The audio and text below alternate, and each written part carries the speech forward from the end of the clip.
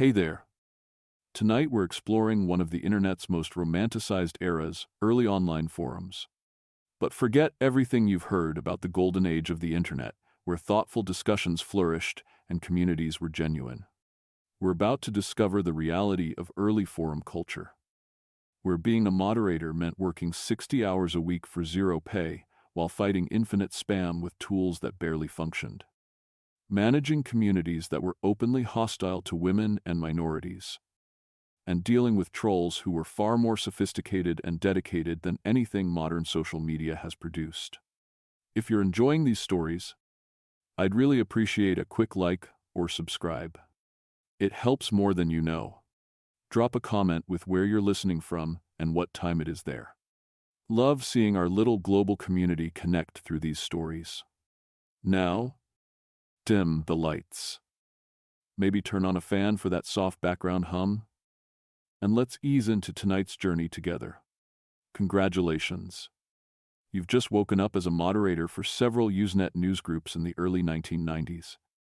And the first thing you notice isn't the historical significance of participating in humanity's first large-scale distributed discussion system. It's that you're responsible for managing 500 different discussion groups using technology so primitive that you can't actually delete posts, can't ban users from the global network, and can't prevent the same spam message from being copied to every server in the world because Usenet was designed for academic collaboration, not for the chaos of public internet access.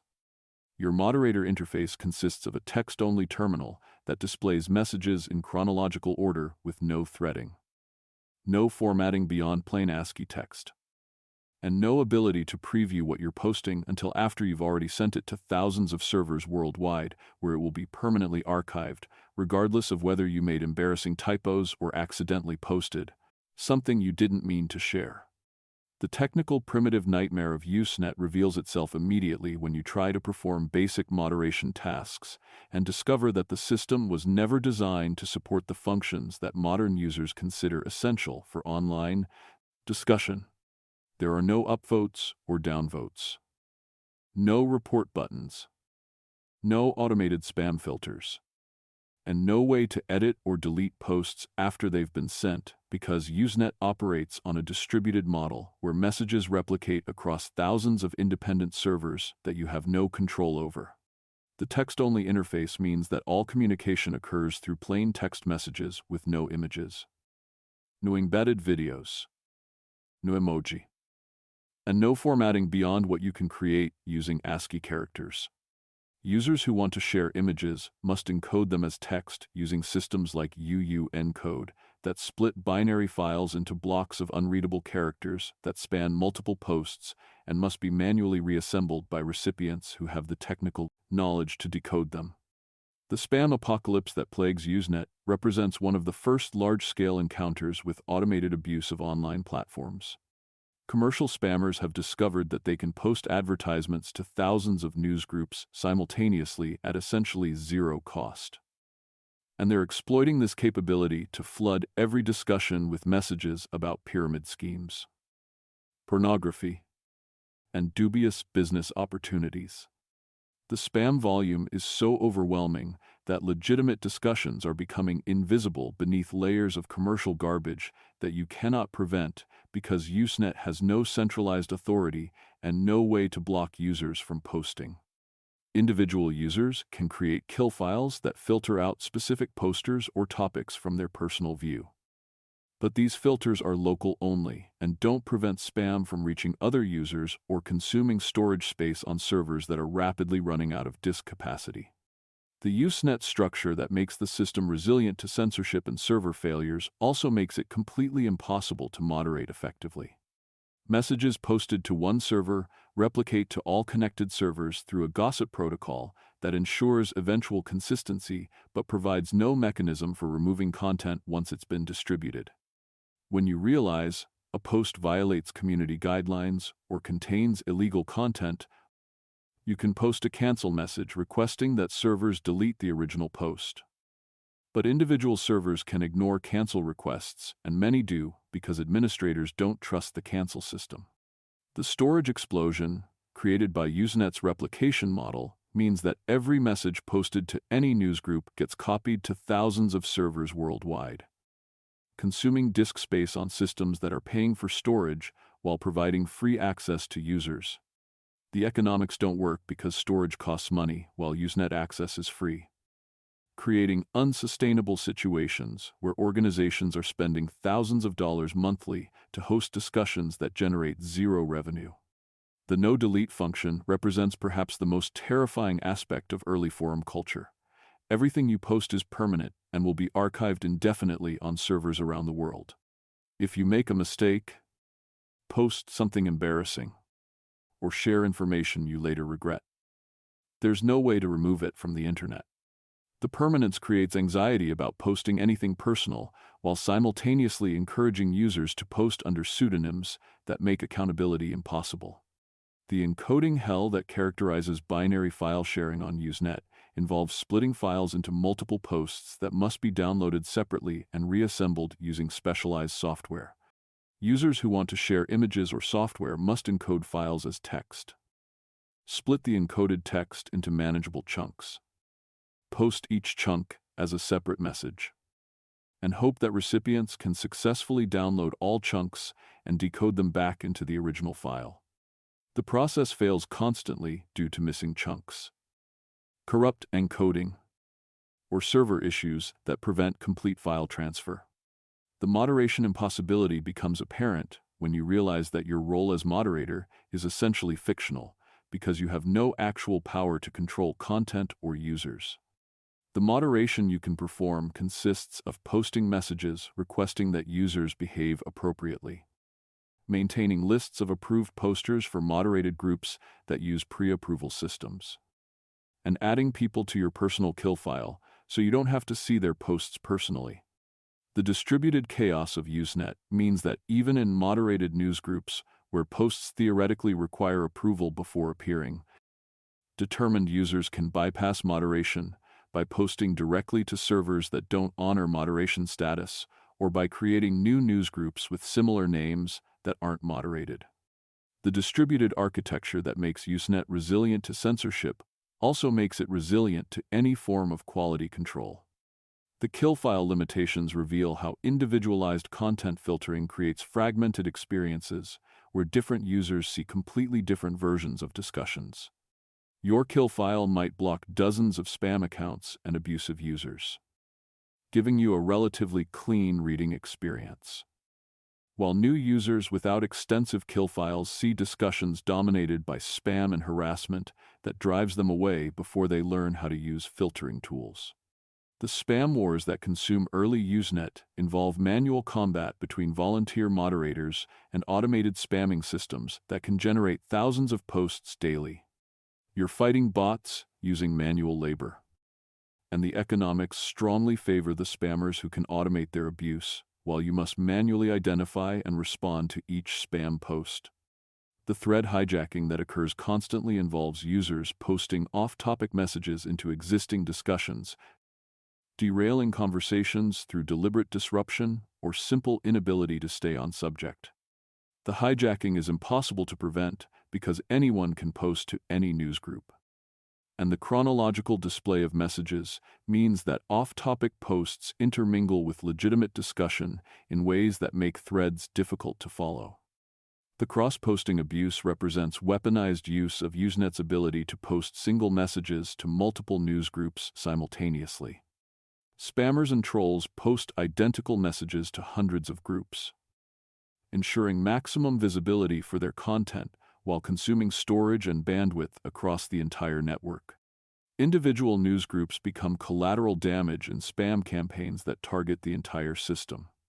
The no consequences problem stems from the complete lack of accountability in Usenet's design.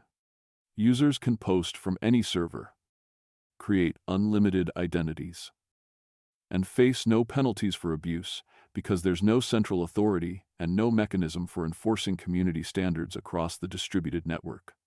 Banned users can simply switch to different servers or different identities and continue posting immediately. The community toxicity origins that you're witnessing establish patterns that will characterize online discourse for decades. The hostility isn't a later development or a corruption of some ideal early internet. It's present from the beginning as users discover that anonymity and lack of consequences enable cruelty that would be unthinkable in face-to-face contexts. The flame wars tradition develops as Usenet culture normalizes hostile exchanges where participants insult each other's intelligence, question each other's motives, and escalate minor disagreements into personal attacks that span hundreds of posts. The flame wars aren't occasional lapses in civility. They're the dominant mode of interaction in many newsgroups where being able to construct devastating insults is considered a valuable skill. The technical elitism that pervades early internet culture uses complexity as a gatekeeping mechanism to exclude people who aren't sufficiently dedicated or technically skilled. Users who ask basic questions are told to read the frequently asked questions with varying degrees of hostility, while discussions assume knowledge of protocols, command line interfaces, and computing concepts that most people don't understand. The sexism and racism that's normalized in Usenet culture includes the famous assertion that there are no girls on the internet, which reflects and reinforces a male-dominated environment where women who reveal their gender face immediate harassment. The racism is equally blatant, with slurs and stereotypes appearing regularly in discussions where moderators either can't or won't intervene. The Eternal September origin represents the inflection point when Usenet culture collapsed under the weight of new users who didn't understand or respect established norms. Traditionally, Usenet saw an influx of new users each September when college students received internet access at the start of the academic year. But the new users gradually learned community norms and were absorbed into existing culture. When America Online began providing Usenet access to millions of users simultaneously, the September influx became permanent and overwhelming, destroying the fragile consensus that had governed Usenet behavior. As your first week as a Usenet moderator ends, you understand that early internet forums weren't havens of thoughtful discussion, but were chaotic, toxic spaces where determined trolls had significant advantages over volunteer moderators, where spam drowned out legitimate content, and where the technical complexity that limited access created exclusionary rather than higher quality communities. Tonight, you'll sleep knowing that tomorrow brings more spam to fight manually, more flame wars to mediate without effective tools, and more evidence that the golden age of the internet is a myth created by selective memory that forgets the constant harassment, the technical barriers that excluded most people, and the toxicity that was present from the beginning rather than developing later. Welcome to the reality of early internet forums, where the distributed architecture that prevented censorship also prevented moderation, where the lack of commercial interests meant volunteer labor bore all costs, and where the smaller scale of communities made toxicity more personal rather than less harmful. Your second week in early internet forum culture begins with what's supposed to be a technological breakthrough. You're no longer managing Usenet newsgroups, but are now the administrator of a PHP-BB forum, one of the first popular software packages that allowed anyone to run their own web-based discussion forum. This should be revolutionary compared to Usenet's limitations.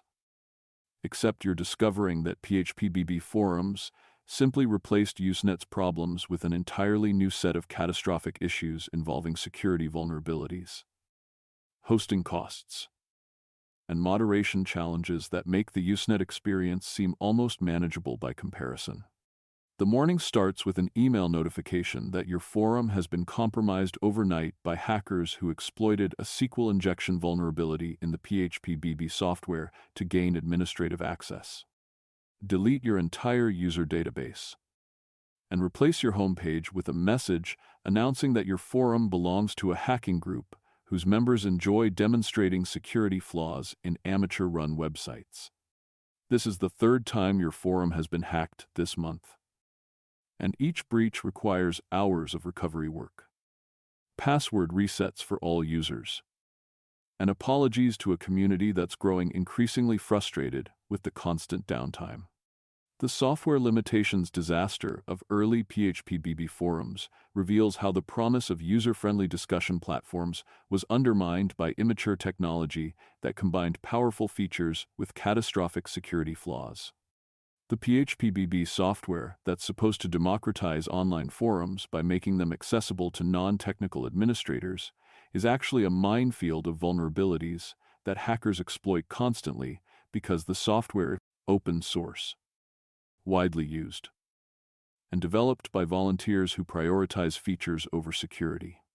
The security nightmares that plague PHP-BB installations include SQL injection vulnerabilities that allow attackers to execute arbitrary database commands through carefully crafted user input, cross-site scripting flaws that enable malicious code injection, and authentication bypasses that grant unauthorized administrative access. The vulnerabilities are discovered regularly, and each disclosure triggers waves of attacks against every PHP-BB forum on the internet as hackers race to exploit sites before administrators can install patches. The constant hacking that your forum experiences isn't targeted attacks against your specific community, but is automated scanning by bots that test every PHP-BB installation for known vulnerabilities. The attacks are so frequent that you've accepted that being hacked is inevitable rather than preventable. And your focus has shifted from preventing breaches to minimizing damage when they occur, and recovering quickly enough that users don't abandon your forum entirely. The database corruption that occurs regularly stems from hosting on shared servers that occasionally crash, from software bugs that corrupt data during normal operation, and from hacker attacks that deliberately damage your database as vandalism. The corruption means that posts disappear randomly. User accounts lose their post histories, and entire discussion threads vanish without warning or possibility of recovery unless you've maintained recent backups, which you often haven't because backup procedures are tedious and easy to neglect. The bandwidth costs that come with hosting a successful forum quickly exceed the budget you allocated for this hobby. Every image users upload must be stored on your server and served to every visitor who views threads containing those images, creating bandwidth consumption that scales with your forum's popularity. The hosting company sends increasingly urgent emails about your account, consuming resources that exceed your plan limits, threatening to suspend your account unless you upgrade to more expensive hosting that costs hundreds of dollars monthly. The plugin chaos that characterizes PHP-BB customization involves installing third-party modifications to add features like anti-spam tools, enhanced moderation capabilities, or improved user interfaces. Every plugin you install increases the risk of security vulnerabilities, compatibility problems with other plugins, and database corruption from poorly written code. The plugins break constantly when you update the core PHP-BB software, requiring you to choose between maintaining security through updates or maintaining functionality through stable but outdated software versions. The moderation burnout epidemic that affects PHP-BB administrators represents the realization that running a successful forum requires working a second full-time job for zero compensation. The forum software might be free, but the labor required to moderate discussions, fight spam, recover from hacks, and manage community conflicts consumes every spare hour you have while generating mounting stress from constant responsibility. The 24/7 obligation of forum administration means that problems occur at all hours and require immediate attention regardless of your personal schedule. Users expect the forum to be available constantly, and downtime triggers complaints that make you feel personally responsible for disappointing people who've come to depend on your platform for their primary social interaction. The report Q Infinity reveals how successful forums generate moderation workload that exceeds volunteer capacity. Users report thousands of posts monthly for spam, harassment, off-topic content, and rule violations, creating queues of flagged content that require manual review. You're trying to review reports while also managing the server, developing new features, recruiting moderators, and occasionally sleeping. Though sleep becomes increasingly rare as the forum grows. The troll sophistication you're encountering on PHPBB forums exceeds anything you experienced on Usenet, because the persistent identity and threading features of web forums enable trolls to develop long-term strategies that are impossible in Usenet's more ephemeral environment. Trolls create personas that seem legitimate for months before revealing their true intentions. Craft posts that technically comply with rules while being deliberately inflammatory, and exploit moderation policies to weaponize reports against users they want to harass. The ban evasion that undermines your moderation efforts involves trolls using VPNs, proxy servers, and dynamic IP addresses to create new accounts immediately after being banned. You've implemented IP bans, email verification, and waiting periods for new accounts. But determined trolls bypass every countermeasure you create, because the technological arms race favors attackers who only need to succeed once, while you must defend against every possible attack vector.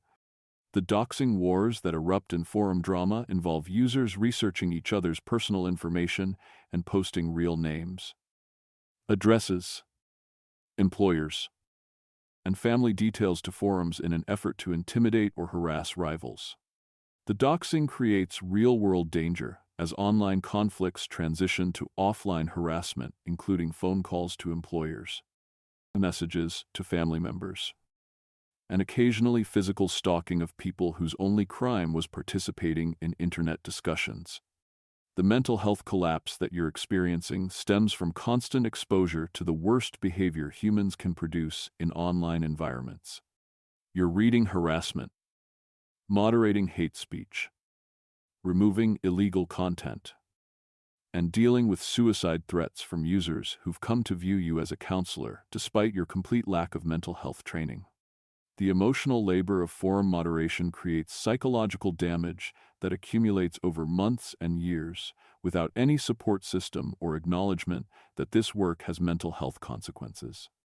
The volunteer exploitation that sustains PHPBB forums relies on administrators and moderators donating thousands of hours of unpaid labor to create platforms that users consume for free while offering minimal appreciation and frequent criticism. You're working 60 hours weekly between your day job and forum administration, sacrificing sleep, relationships, and personal well-being to maintain a community that treats your labor as an entitlement rather than a gift. The power dynamics corruption that emerges in forum administration demonstrates how even small amounts of authority can be abused by people who've never wielded power before. The admin tyranny that characterizes many forums involves administrators who treat their platforms as personal fiefdoms where they can ban users for disagreeing with them, delete posts that criticize their decisions, and enforce rules selectively based on personal relationships rather than consistent principles. The absolute power that forum administrators hold over their platforms creates situations where there's no appeal process, no oversight, and no accountability when admins abuse their authority. Users who are banned unjustly have no recourse beyond complaining on other platforms or starting competing forums. Creating a system where admin decisions are final, regardless of their fairness or consistency. The moderator cabals that develop within successful forums involve small groups of longtime users and moderators who coordinate actions, share information, and protect each other from accountability. The insider groups develop their own culture and priorities that diverge from the broader community, creating two-tier systems where regular users face strict enforcement while cabal members receive preferential treatment. The favoritism that pervades moderated forums becomes blatant when administrators' friends can violate rules without consequences, while users who lack connections face immediate bans for minor infractions. The unequal enforcement destroys community trust and creates perceptions of corruption that are often accurate rather than paranoid. The sexual harassment enabled by moderator power represents the darkest abuse of forum administration. with operators using their positions to identify vulnerable users and initiate private conversations that progress from seemingly friendly chat to explicit solicitation. The power differential makes consent questionable even when users nominally agree to interactions. While the private nature of direct messages allows harassment to continue without community awareness. The commercial corruption that infects forums involves covert relationships between administrators and companies that want to influence discussions. Some admins accept payment to promote products, suppress criticism, or ban users who post negative reviews, creating compromised platforms where discussions are manipulated without user knowledge. The economic unsustainability of running popular forums becomes apparent as costs escalate beyond what hobbyist admins can afford. The server costs that seemed manageable when your forum was small have grown to crushing monthly expenses as your community expanded and users began uploading images and files that consume storage and bandwidth. The hosting fees that devour your personal finances include not just basic server costs but also bandwidth overages, backup storage, DDoS protection, and SSL certificates that are becoming mandatory for secure connections. You're spending $500 monthly to host a forum that generates zero revenue because you've resisted advertising and users expect free access. The donation begging that you've reluctantly started involves adding notices to your forum, requesting financial contributions to cover hosting costs. The donations are sporadic and insufficient, with most users ignoring requests, while a few dedicated supporters contribute small amounts that offset a fraction of your expenses. The fundraising is humiliating because you're asking for money to support a community that treats your labor as worthless while consuming thousands of dollars of resources monthly. The advertising desperation that eventually forces most forum admins to sell out involves partnering with advertising networks that display increasingly intrusive ads to generate revenue. The ads you're running are often sketchy or inappropriate, advertising dubious products to your users while generating a few $100s monthly that doesn't come close to covering your hosting costs and certainly doesn't compensate you for your labor. The premium features that represent another failed monetization attempt involve charging users for enhanced access, like larger avatars, more private message storage, or the ability to customize their profiles. The premium subscriptions generate almost no revenue because users expect these features to be free and actively resent being asked to pay for functionality that they consider basic requirements rather than luxury upgrades. As your second week in PHP-BB forum administration ends, you understand that the transition from Usenet to web-based forums didn't solve the fundamental problems of online communities, but instead replaced distributed chaos with centralized exploitation, where volunteer admins absorb all costs and labor, while users consume unlimited services for free, and companies profit from advertisements targeted at communities they didn't build or support. Tonight, you'll sleep a few hours before waking to another hacking notification, another crisis requiring immediate attention, and another reminder that running internet forums means accepting unpaid labor, financial losses, and mental health damage as the price of creating communities that most participants will never appreciate or support financially.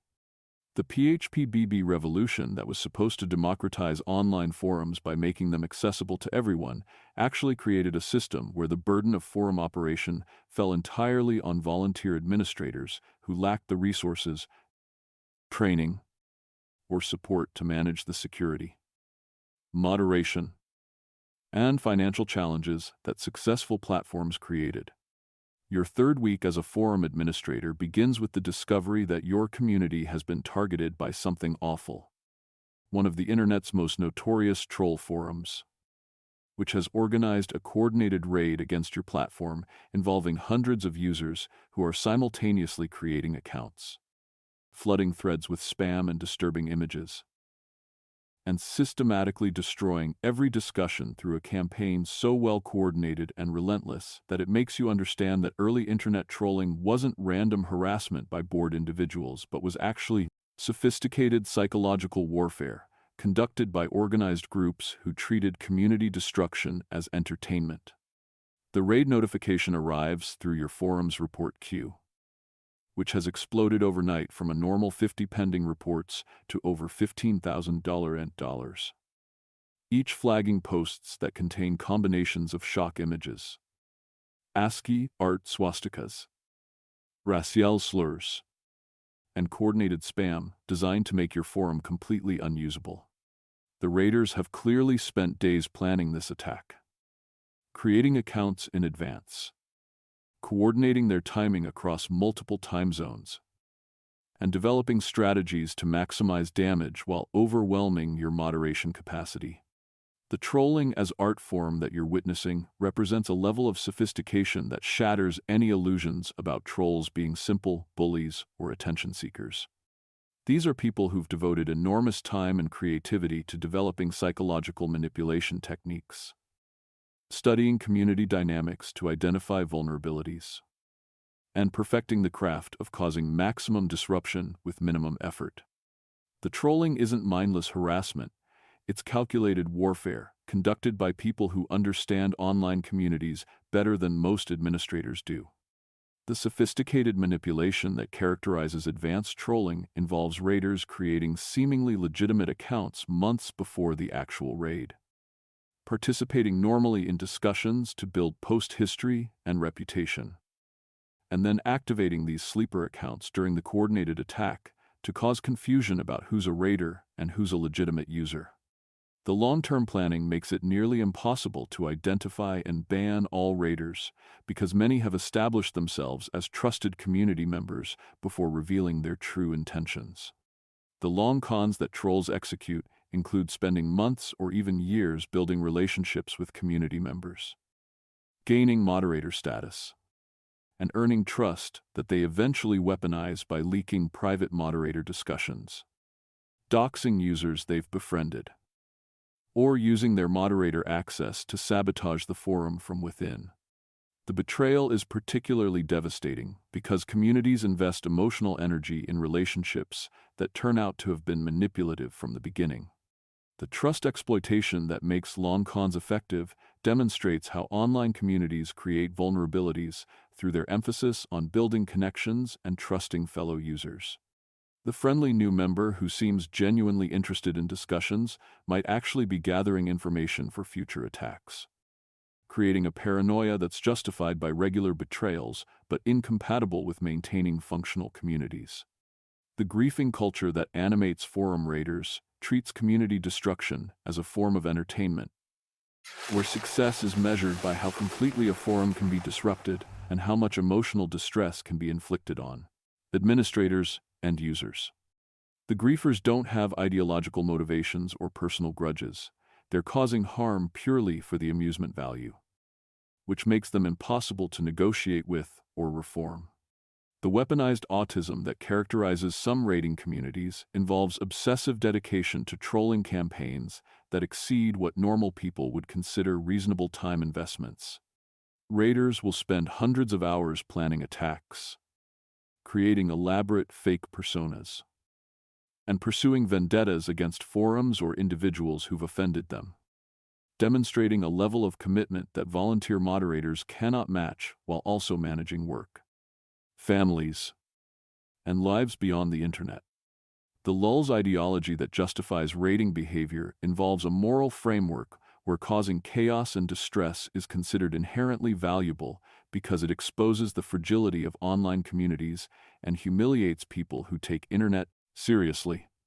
The ideology celebrates cruelty as a form of cultural critique, arguing that anyone who's upset by trolling deserves mockery for caring about online interactions. The forum raids and invasions that you're experiencing represent organized campaigns involving dozens or hundreds of raiders who coordinate through private channels to attack target forums simultaneously. The raids that Something Awful, 4chan, and other troll communities organize aren't spontaneous vandalism but are planned operations with leadership structures, assigned roles, and tactical objectives that raiders execute with military precision. The coordinated attacks that characterize successful raids involve raiders timing their actions to overwhelm moderator capacity, with waves of account creation, post-flooding, and report spam occurring faster than volunteer moderators can respond. The coordination ensures that defenders are always reacting to new attacks rather than preventing damage, creating chaos that feeds on itself as legitimate users flee and raiders fill the vacuum. The spam flooding that accompanies raids involves posting identical or similar messages to every thread on the forum, creating walls of spam that bury legitimate discussions and make the forum unusable for normal purposes. The spam often includes shock images, disturbing content, or simply repetitive nonsense designed to consume bandwidth and storage while making it impossible to find real discussions among the garbage. The content bombing represents the most destructive raiding tactic, involving mass posting of illegal material like child exploitation content that creates immediate legal liability for forum administrators and forces them to either keep the forum offline during cleanup or risk prosecution for hosting illegal content. The content bombing exploits administrators' vulnerability to legal consequences while demonstrating that raiders don't care about the real-world harm they're causing. The reputation destruction that raiders engineer involves creating fake screenshots of forum administrators or prominent users saying offensive things, posting fabricated evidence of criminal activity or sexual misconduct, and spreading these manufactured scandals across the internet to damage reputations permanently. The fake scandals are designed to be believable enough that they spread before being debunked. And even after debunking, the accusations linger in search results and damage credibility. The admin targeting that raiders employ involves researching forum administrators' personal lives, identifying vulnerabilities like employment, family relationships, or mental health struggles, and weaponizing that information through doxing, harassment campaigns, or attacks designed to cause maximum personal damage. The targeting transforms forum administration from volunteer work into a personal security risk, where running a platform can result in real-world consequences. The platform migration that successful raids trigger involves entire communities abandoning forums that have been destroyed by raiders and attempting to rebuild on new platforms. The migrations are traumatic and often unsuccessful because communities lose members during transitions. Raiders often follow communities to new platforms, and the effort required to rebuild discourages many users from continuing participation. The drama as currency that dominates forum culture treats conflicts, scandals, and interpersonal disputes as entertainment that's more engaging than the forum's nominal discussion topics.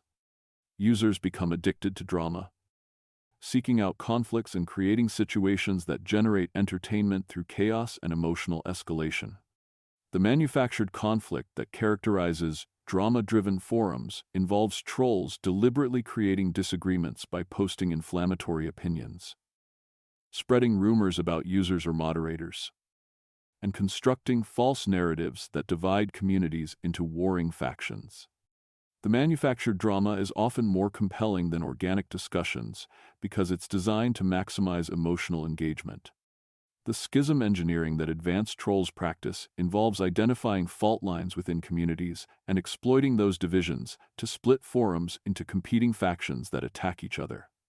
The engineered schisms are particularly effective in communities with pre-existing tensions around moderation philosophy, community direction, or personality conflicts among prominent users.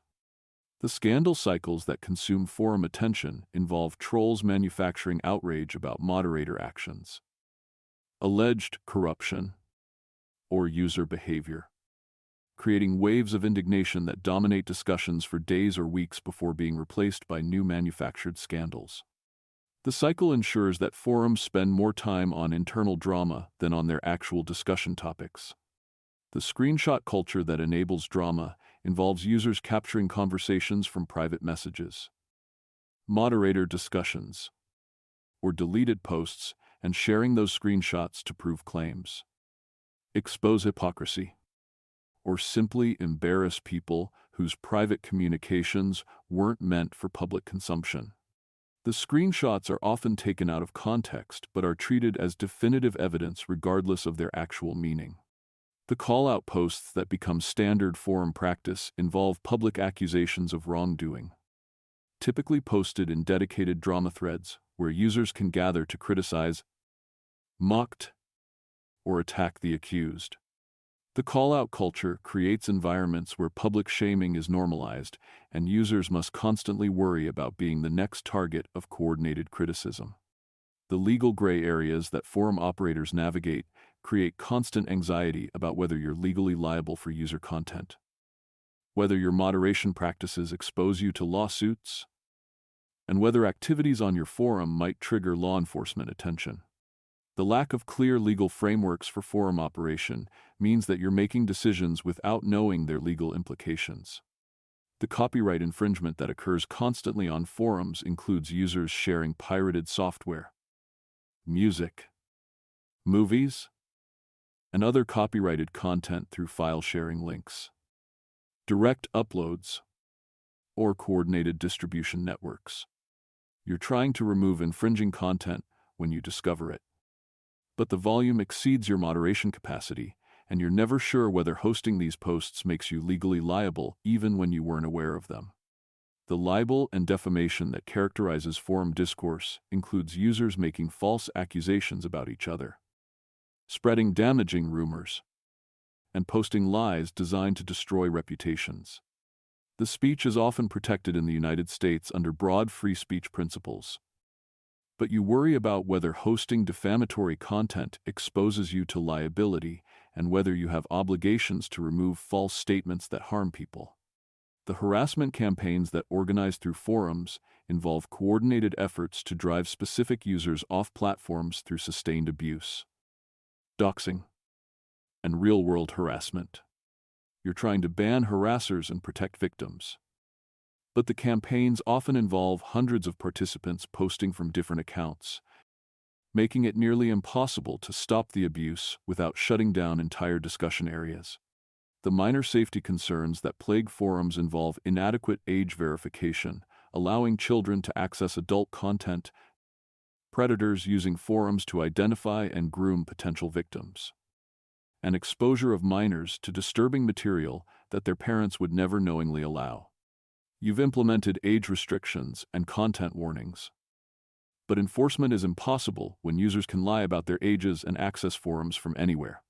The international jurisdiction problems that arise when your forum has users from dozens of countries mean that you're simultaneously subject to conflicting legal requirements about content moderation, data privacy, and acceptable speech. Content that's legal in the United States might be criminal in Germany, and you have no way to selectively enforce different rules for users from different jurisdictions. As your third week ends, you understand that forum trolling isn't a bug in online community software, but is a feature of systems that combine anonymity with permanence, where dedicated harassers have significant advantages over volunteer moderators, and where the entertainment value of causing chaos attracts organized groups who treat community destruction as sophisticated entertainment that requires creativity, planning, and obsessive dedication that exceeds anything administrators can muster in defense. Tonight, you'll sleep knowing that your forum is under siege by raiders who are more organized, more dedicated, and more skilled at causing damage than you are at preventing it, and that tomorrow will bring new attacks, new drama, and new evidence that the better internet of early forums was actually a lawless space where the worst actors thrived because the systems that enable community also enable sophisticated abuse that volunteer moderation cannot prevent.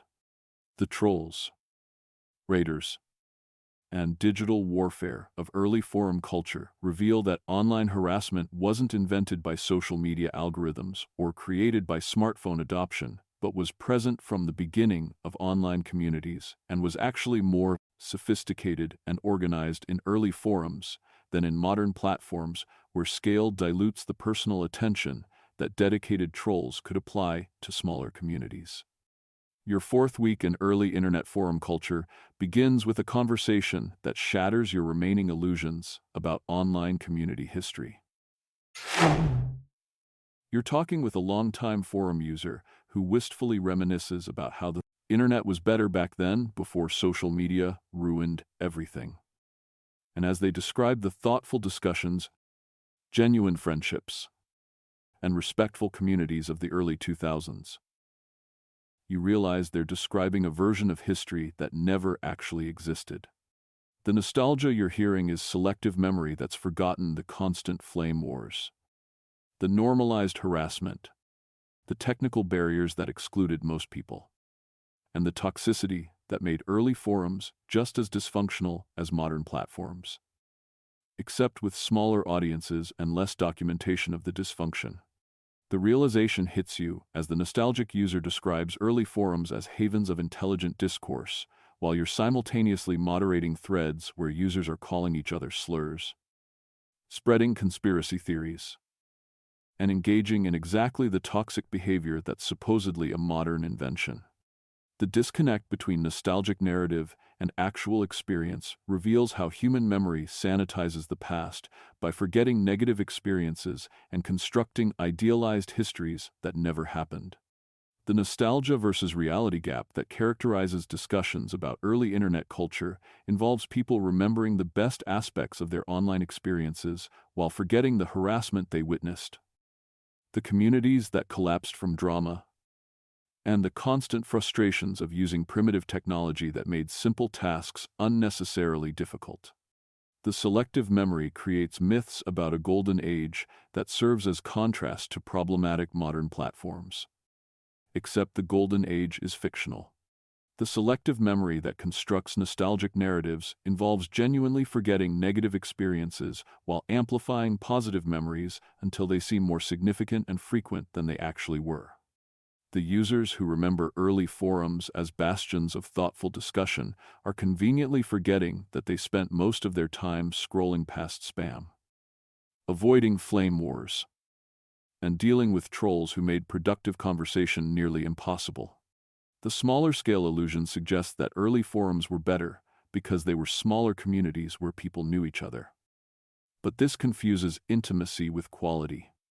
The toxicity in small communities was actually more personal and damaging than harassment in large platforms, because small communities created situations where abuse came from people you recognized rather than anonymous strangers, making the harm more targeted and difficult to escape. The toxicity being more intimate rather than absent means that early forums featured the same harassment, bullying, and abuse as modern platforms. Except, the smaller scale meant that victims couldn't escape by getting lost in larger crowds. Being targeted in a community of 500 users meant that everyone witnessed your humiliation and that the harassment followed you into every thread, because the community was small enough that your harasser was present everywhere. The technical barriers that limited early internet access created homogeneous communities rather than higher quality ones. The difficulty of getting online, configuring forum software, and navigating text interfaces didn't filter for intelligence or civility. It filtered for technical literacy, free time, and demographic characteristics that correlated with internet access, creating communities that were predominantly young, white, male, and middle class. The complexity, limiting participation rather than improving it, meant that early forums excluded people based on arbitrary technical requirements rather than meaningful quality criteria. The person who couldn't figure out how to configure their newsreader software might have been more insightful and valuable to discussions than the technically literate troll who knew how to exploit every feature of forum software for harassment purpose. The homogeneity myth that suggests early internet communities were better because they consisted of better people actually reflects that they consisted of similar people whose shared demographics and cultural backgrounds created false consensus that felt like higher quality discourse. The perceived quality was actually just the comfort of talking to people like yourself without encountering challenging perspectives or different life experiences. The quality content myth involves remembering exceptional posts and discussions, while forgetting that most content was always mediocre or worse.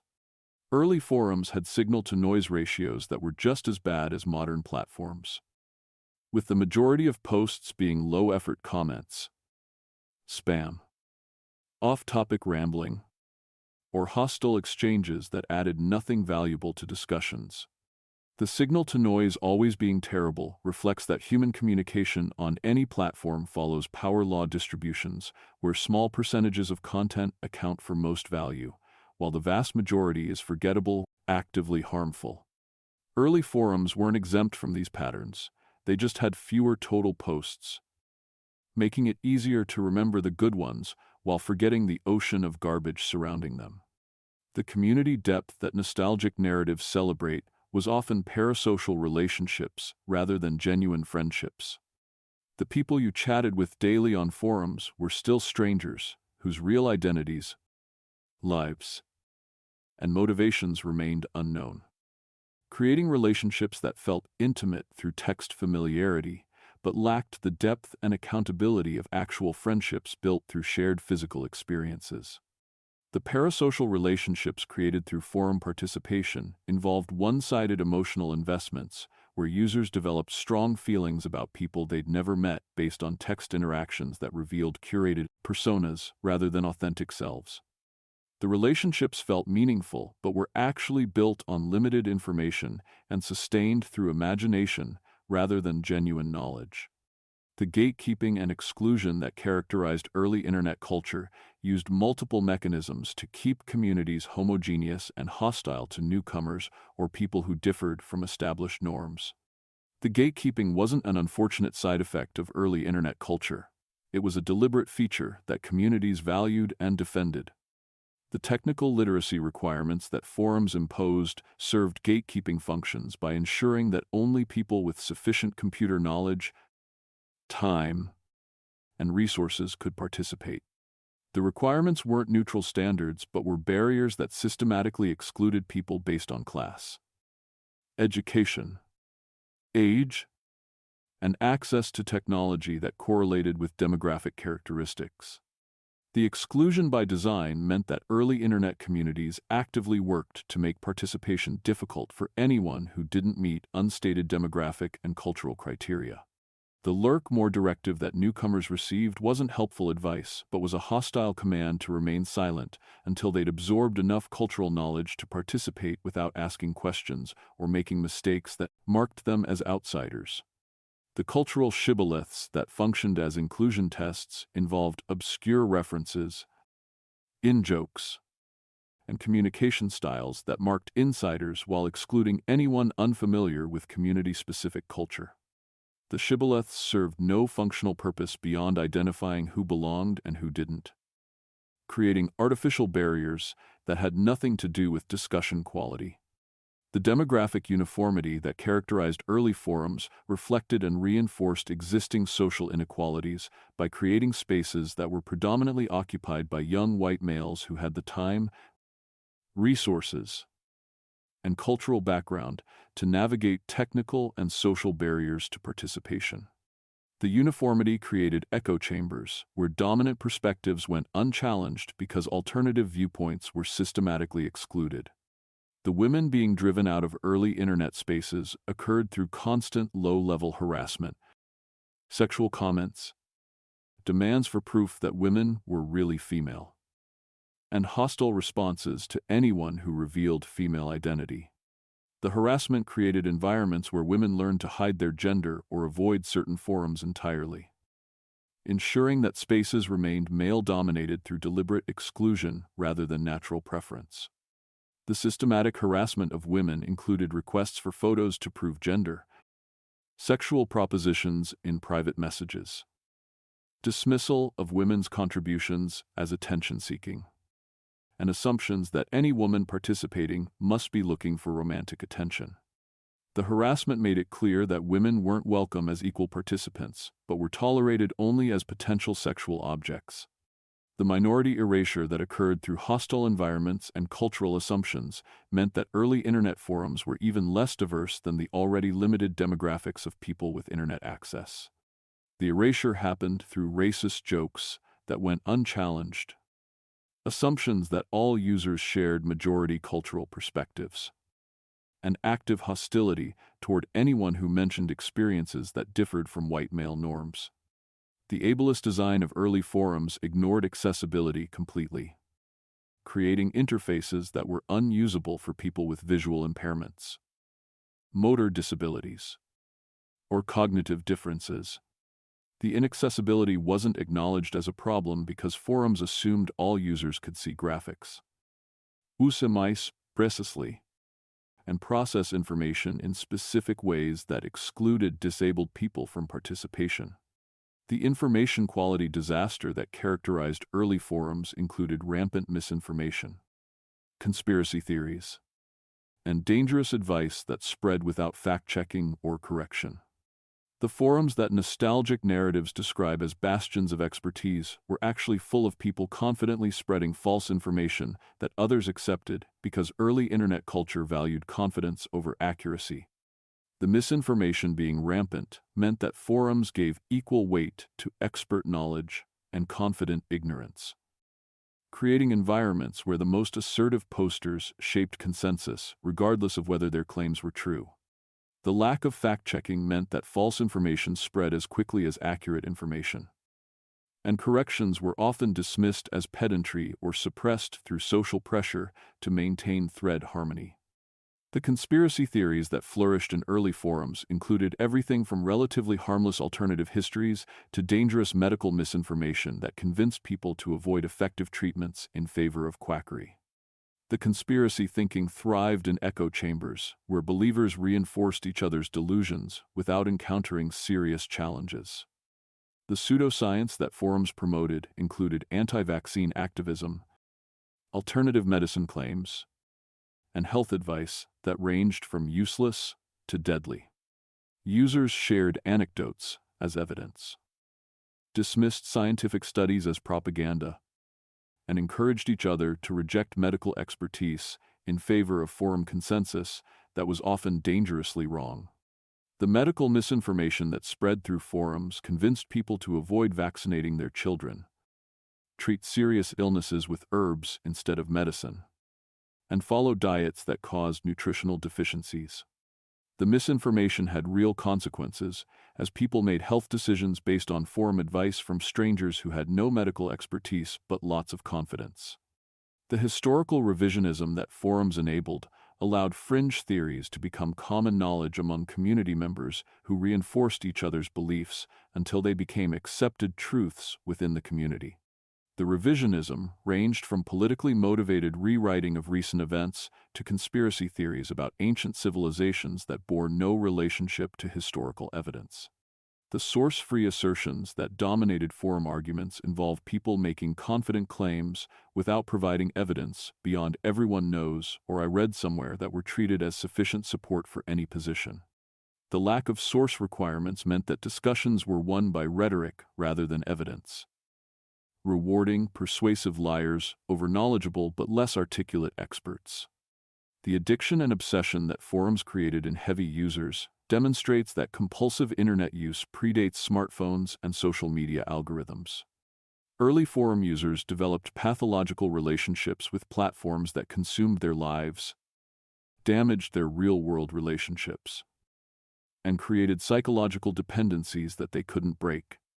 The forum addiction that affected heavy users involved compulsive checking for new posts, inability to disengage from drama, and prioritizing forum participation over work, relationships, and health. The addiction wasn't created by algorithmic manipulation, but by the inherent psychological appeal of social validation, status competition, and the fear of missing important discussions. The post-count obsession that gamified forum participation encouraged users to prioritize quantity over quality, posting low-value content to increase their totals and achieve higher status ranks. The obsession created incentives for spam and discouraged thoughtful posts that took time to compose but counted the same as one-word replies. The status gaming that forums enabled involved users manipulating systems to gain reputation, moderator positions, or social standing within communities. The gaming created hierarchies based on time investment rather than contribution quality, rewarding people who spent the most hours online, regardless of whether their participation improved discussions. The drama addiction that captured some users made them unable to disengage from conflicts that they knew were harmful but couldn't stop following. The addiction to drama created a subset of users who actively sought conflict, manufactured controversy, and sabotaged peace attempts because they found drama more engaging than productive discussion. As your fourth week ends, you understand that the golden age of the internet that people nostalgically describe never actually existed, except in selective memories that have forgotten the constant problems, the systematic exclusion, the rampant misinformation, and the toxicity that characterized early forums just as much as it characterizes modern platforms. The past looks better mainly because it's past, and because human memory preferentially preserves positive experiences while discarding negative ones. Tonight, you'll sleep knowing that tomorrow will bring more nostalgia from users who are convinced that forums were better before some arbitrary point in history.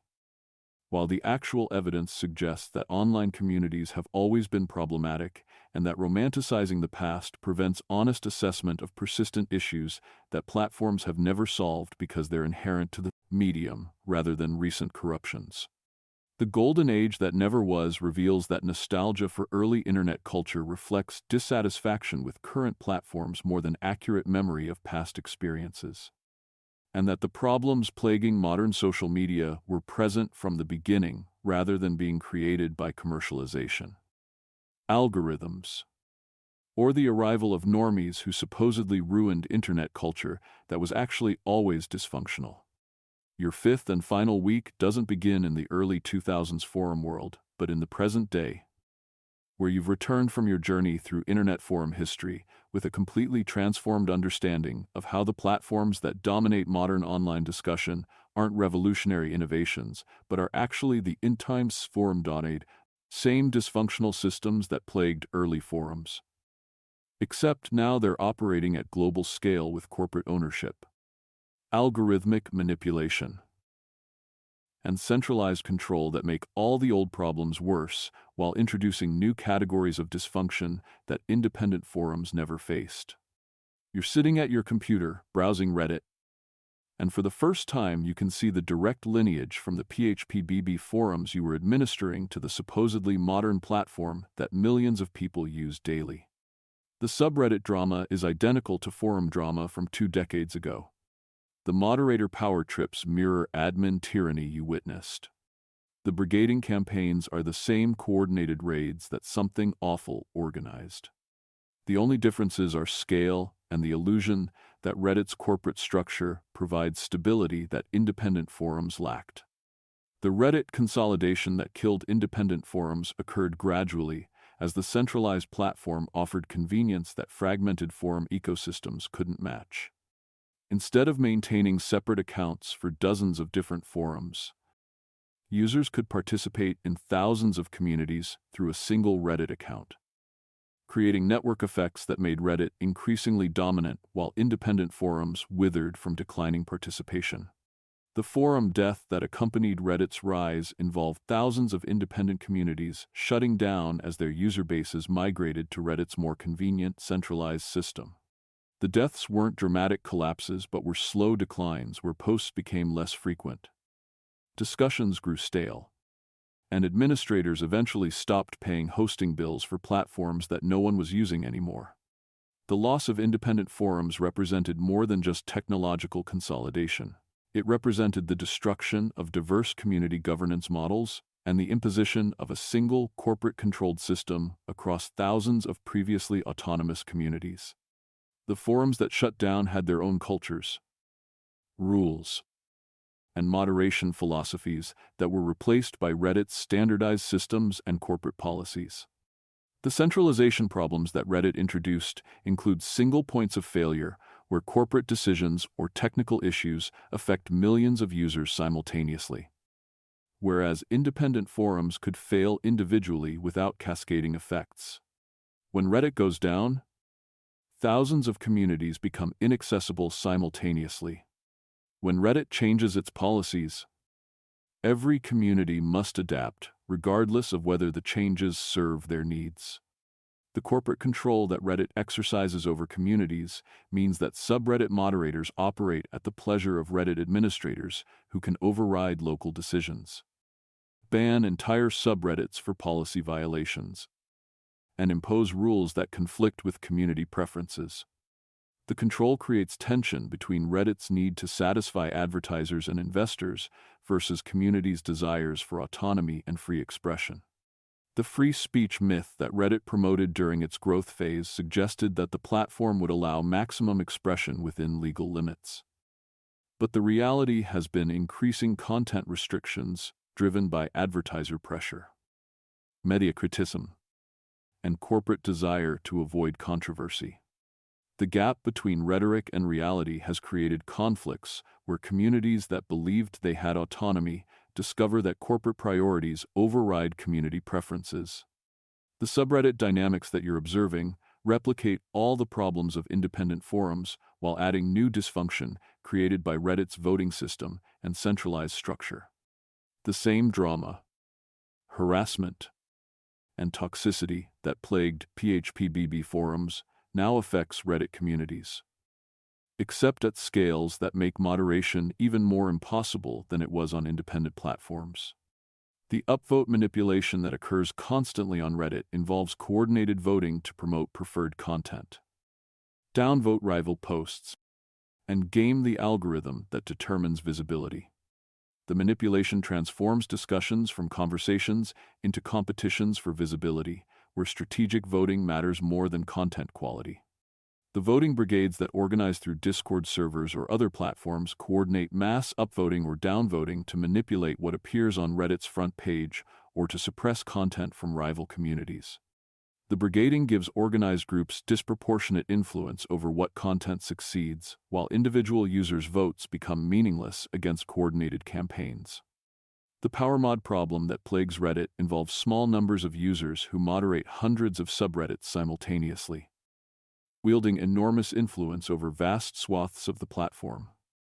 The concentration of moderation power creates situations where a few individuals can shape discourse across dozens of major communities while facing minimal accountability for how they exercise that authority. The same moderators controlling multiple major subreddits creates conflicts of interest where moderation decisions serve moderators' preferences rather than community needs, and where users banned from one subreddit find themselves banned from dozens of others because the same moderator holds power across multiple communities. The Discord fragmentation that followed Reddit's centralization represents another swing of the pendulum, where communities discovered that centralized platforms have their own problems and migrated to decentralized Discord servers that recreate the forum fragmentation that Reddit supposedly solved. The Discord migration demonstrates that neither centralization nor fragmentation solves fundamental problems of online community governance. The walled gardens that Discord servers create eliminate one of forums' most valuable features, searchability and public archiving of knowledge. Discord conversations occur in private servers that aren't indexed by search engines, making it impossible to find useful information that's locked behind server invitations. The loss of searchability means that questions get asked and answered repeatedly because there's no way to search for existing answers. The searchability destruction that Discord causes has enormous negative effects on internet knowledge preservation. The technical discussions, troubleshooting guides, and accumulated wisdom that used to live in searchable forums now exist in Discord servers, where they're inaccessible to anyone who isn't already a member. The loss represents a massive regression in information accessibility. The ephemeral knowledge problem that Discord creates involves important information being buried in chat logs that few people will ever read more than once. unlike forum threads that remain visible and searchable for years. Discord messages scroll past quickly and disappear into archives that are difficult to navigate and impossible to discover through search. The server drama that characterizes Discord communities mirrors the forum schisms and conflicts you witnessed in PHPBB administration. Except the fragmentation happens more quickly and more frequently because creating a new Discord server is trivial compared to setting up a new forum.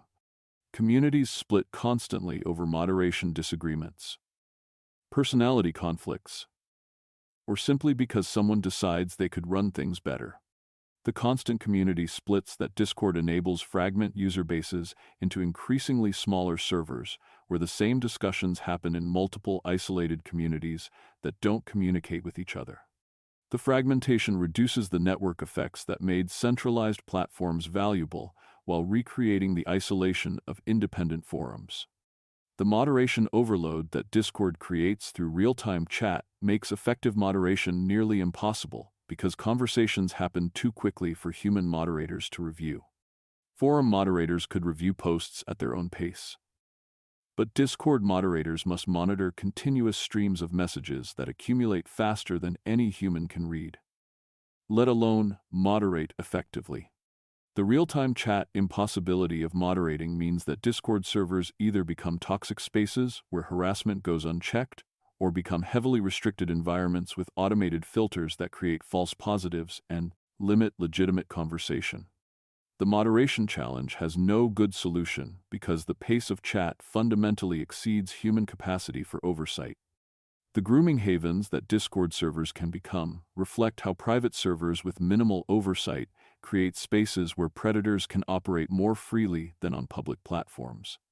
The combination of voice chat, private messages, and youth-dominated communities creates environments where adults can identify vulnerable minors and initiate relationships that progress from seemingly innocent chat to exploitation. The privacy that Discord provides serves legitimate purposes, but also enables harmful activities that are more visible and preventable on public platforms. The same features that make Discord attractive for private communities also make it useful for coordinating harassment, sharing illegal content, and avoiding accountability for behavior that would be unacceptable in more public spaces. The modern forum death that continues accelerating reflects multiple factors, including social media absorbing casual discussion, Discord fragmenting dedicated communities, and Google's algorithm changes, making forums less discoverable through search. The combination of factors has created an environment where traditional forums are dying while the replacements solve some problems while creating new ones. The social media absorption of casual discussion means that quick questions and simple interactions that used to happen on forums now occur on Facebook, Twitter, or Reddit, where they're more convenient but less durable and less searchable. The migration has left forums with only the most dedicated users, while casual participants move to platforms optimized for quick interactions rather than sustained discussion. The SEO death that affected forums occurred when Google changed its search algorithms to favor fresh content over comprehensive archives, making forum threads that were years old less visible even when they contained the most useful information on topics. The algorithm changes made forums less discoverable, just as social media was providing easier alternatives for casual users. The mobile incompatibility that plagued forums designed for desktop browsing created barriers as smartphone adoption accelerated. Forums with interfaces optimized for large screens and precise mouse clicks became frustrating to use on phones, driving mobile users toward apps and platforms designed for touch interfaces. The mobile transition left forums feeling obsolete, even when their content remained valuable. The Gen Z rejection of traditional forums reflects generational preferences for platforms designed around their communication styles and expectations.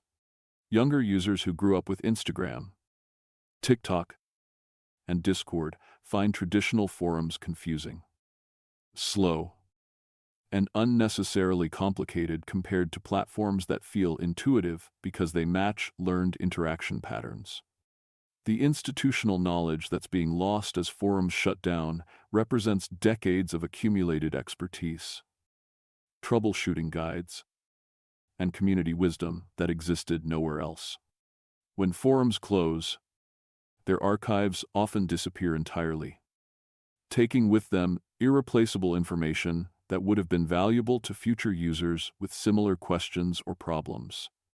As your final week ends, you understand that the evolution from independent forums to Reddit to Discord represents not progress, but a series of trade-offs where each transition solved some problems while creating others, and where the fundamental challenges of online community moderation, governance, and sustainability remain unsolved regardless of platform architecture or corporate ownership.